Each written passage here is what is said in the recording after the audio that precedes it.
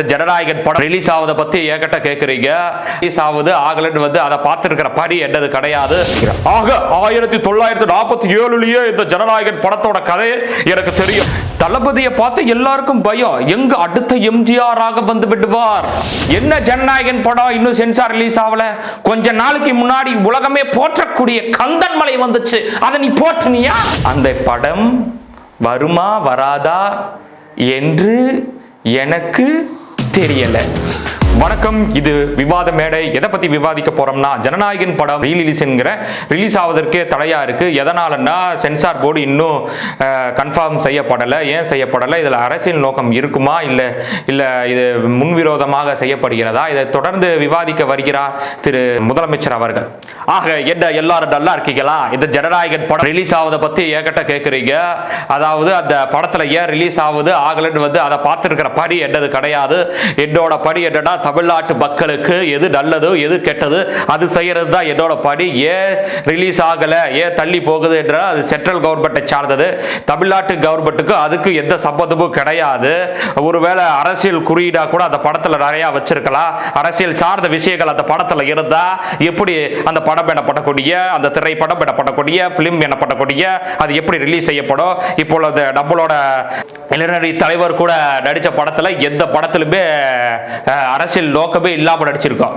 இதைத் தொடர்ந்து திரு வைகோ அவர்கள் பேச வருகிறார். ஆக 1947லயே இந்த ஜனநாயகன் படத்தோட கதை எனக்கு தெரியும். நான் அதை பத்தி பார்த்துட்டேன். அதை பார்த்துட்டு ரொம்ப அந்த படத்துல இன்னும் ரொம்ப டேஞ்சரான விஷயங்களும் ரொம்ப அரசியல் நோக்கமும் அதிகமா இருக்கிறதுனால அதை தொடர்ந்து ரிலீஸ் செய்ய மத்திய சர்க்காரோட படக்கூடிய அந்த அரசு பயப்படாது என்று நான் நினைக்கிறேன். சர்க்கார் பயப்படக்கூடியது என்று வைகோ சொல்றார். இதை தொடர்ந்து திரு நாஞ்சில் சம்பத் அவர்கள் பேச இருக்கிறார். ஆமா, தளபதியை பார்த்து எல்லாரும் பயப்படுறாங்க தான், அப்படித்தான் சொல்லுவேன் நான். தளபதியை பார்த்து எல்லாருக்கும் பயம், எங்க அடுத்த எம்ஜிஆர் ஆக வந்து விடுவார், எம்ஜிஆர் ஆக வந்துவிட்டு ஆட்சி அமைத்து விட்டால் இவர்களுக்கு எல்லாம் டப்பா டான்ஸ் ஆடிவிடும் என்று இவருக்கு பயம். அதனால தான் எங்களுக்கு பயம். அந்த பயத்தினால தான் இந்த படம் வந்து ரிலீஸ் ஆகிறதுக்கு டேட் தள்ளி போகிறது. சென்சாரில் இது சாதாரண திரைப்படத்துக்கு போறதுக்கு என்ன இது? அப்படித்தான் செய்வாங்க, அப்படிதான் அவங்க ரிலீஸை தள்ளி போடுவாங்க. எங்க தளபதி அவர்கள் தமிழக வெற்றி கழகத்தின் கட்சியை ஆரம்பித்ததிலிருந்தே இவங்களுக்கு வைத்த புலியை கிடைத்தது போல இருக்குது. அவர் வந்து நிச்சயமாக இந்த படம் ரிலீஸ் ஆகும்.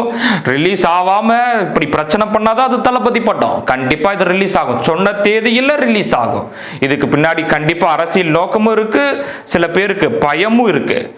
இதை தொடர்ந்து ஹெச் ராஜா அவர்கள் பேச வருகிறார். Anti Indian, you are anti Indian, you know அத்தாரிட்டிங்கிறேன். வெக்கமா இல்லையா? வெக்கமா இல்லையா? You are anti Indian. எவ்வளவோ விஷயம் இருக்கு. திருப்பரங்குன்றத்துல நாங்க ஜெயிச்சனால நாங்க இப்ப நாங்க வந்து நேரடியா போய் அங்க வந்து நாங்க சாமி கும்பிடுவோம். என்ன ஜனநாயகன் படம் இன்னும் சென்சார் ரிலீஸ் ஆகல. கொஞ்ச நாளைக்கு முன்னாடி உலகமே போற்றக்கூடிய கந்தன் மலை வந்துச்சு, அதை நீ போற்றுனியா? நீ ஒரு ஹிந்துவா? You are anti Indian. Jananayagan படத்தை விட மேல் அரசியல் படுத்திய படம் கந்தன் மலை. அந்த படத்தை நீங்க போற்றல. You are anti Indian. ஹைகோர்ட்டாவது மயிராவது. சின்னம்மா அவர்கள் பேச வருகிறார். ஜனநாயகன் படத்தை பற்றி நான் என்ன சொல்வது என்று கேட்டால், அந்த படம் வருமா வராதா என்று எனக்கு தெரியல. அன்புமணி அவர்களின் மகள் பேச வருகிறார். டேய், என்னடா தளபதியை பற்றி உங்களுக்கு தெரியுமா? அவரோட மவுசு தான் புரியுமா? ஏண்டா உங்களுக்கெல்லாம் வெக்கமா இல்லையா? டேய், நீங்க முதல்ல யாருடா? முதல்ல நானே இப்பதான்டா வந்திருக்கேன். முதல்ல எங்க கட்சி விவகாரத்தை பார்த்துட்டு அப்புறம் நான் அந்த படத்தை பார்த்துட்டு சொல்றேன்டா. ராமதாஸ் அவர்கள் பேச இருக்கிறார். அந்த படத்தை பத்தி நான் என்ன சொல்றது?